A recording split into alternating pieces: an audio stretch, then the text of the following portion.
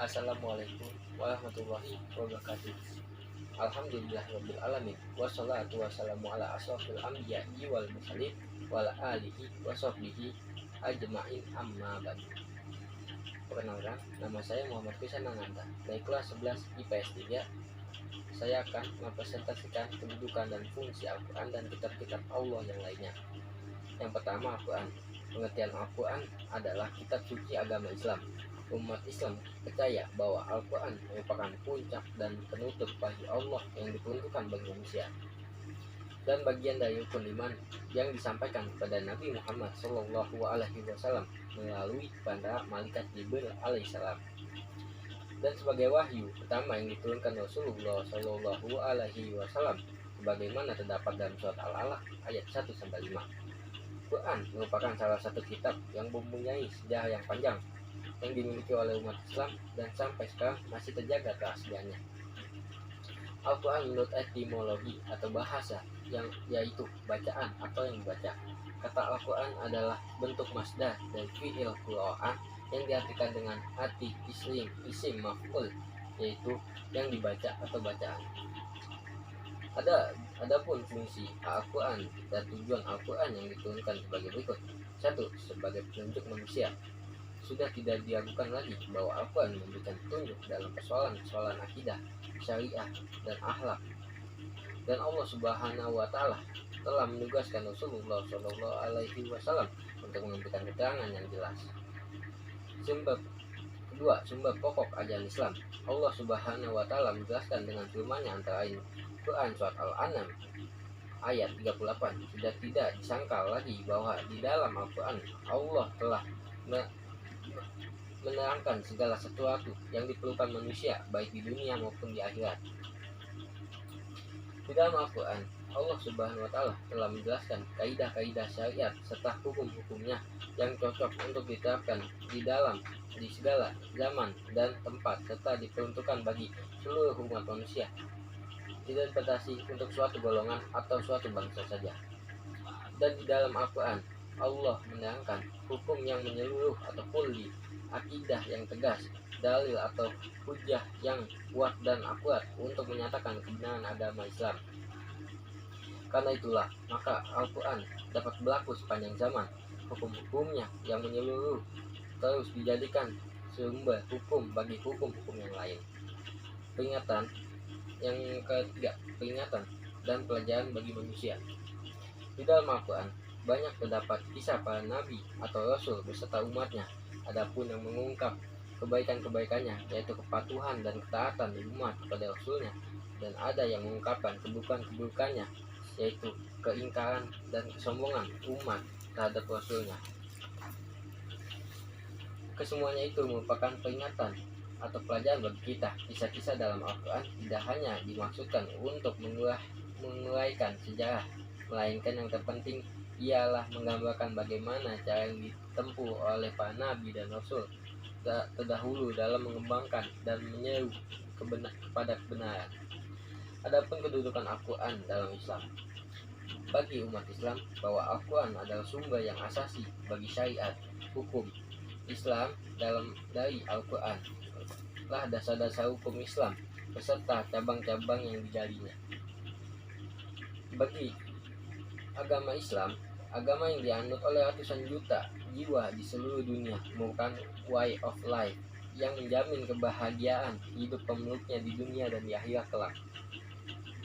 Agama Islam datang dengan Al-Quran membuka lebar-lebar mata manusia agar mereka menyadari jati diri dan hakikat keberadaan mereka di pentas bumi ini, dan juga mereka tidak terlena terhadap kehidupan ini, sehingga mereka tidak menduga bahwa hidup mereka hanya dimulai dengan kelahiran dan diakhiri oleh kematian.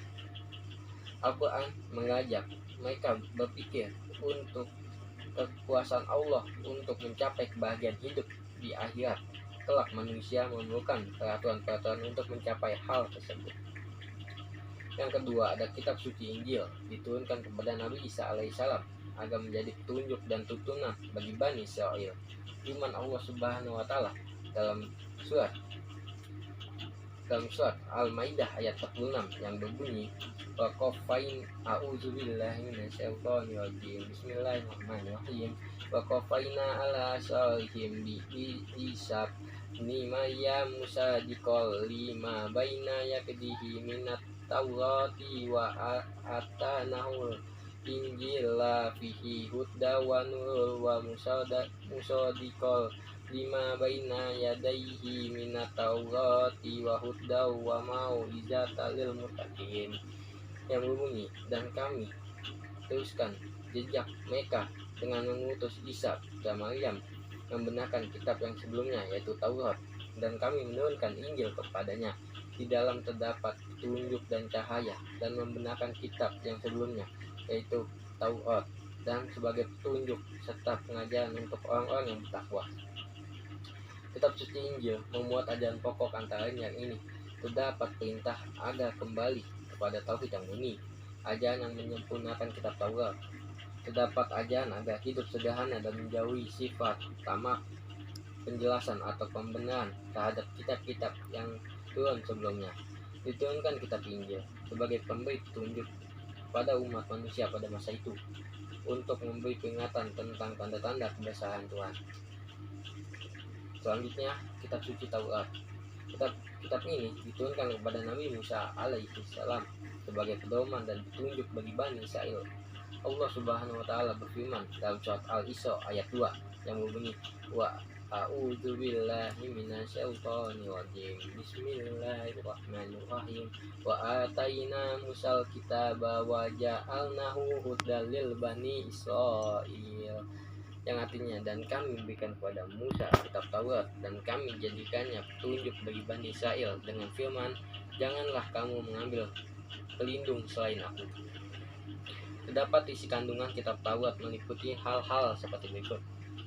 Kewajiban meyakini keesaan Allah Subhanahu wa taala, pelarangan menyebut-nyebut nama Allah Subhanahu wa taala dengan sia-sia, pelarangan menyembah berhala atau patung supaya mensucikan hari yakni hari Sabtu atau Sabat, menghormati kedua orang tua, larangan membunuh sesama manusia tanpa alasan yang dibenarkan, melarang berbuat zina, melarang mencuri, melarang menjadi saksi palsu, melarang mengambil hak orang. Yang terakhir adalah kitab Zabur. Kitab suci ini diturunkan kepada Nabi Daud alaihissalam agar menjadi pedoman atau petunjuk bagi umatnya. Allah berfirman dalam surat Al-Isra ayat 55 yang berbunyi, wa rabbuka a'lamu biman fis samawati wal ard wa laqad fadalna baddan nabiyina ala baddi wa ataina Dauda zabura.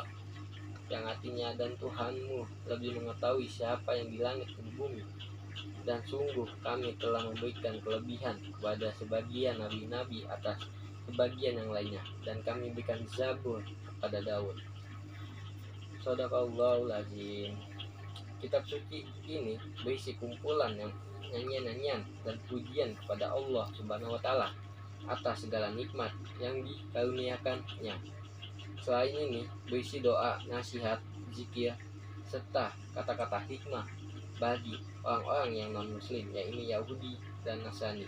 Kitab suci Zabur sekarang ada perjanjian lama yang terdiri atas 150 pasal. Adapun tujuan diturunkannya kitab Zabur adalah 1. Membawa berita gembira bahwa bumi dipusakai kepada hambanya yang soleh. 2. Memberi peringatan agar tidak ada alasan bagi manusia untuk mengingkari adanya Allah. Yang ketiga, memberi peringatan agar manusia senantiasa menyembah Allah. Wabillahi taufiq wal hidayah. Wassalamualaikum warahmatullahi wabarakatuh.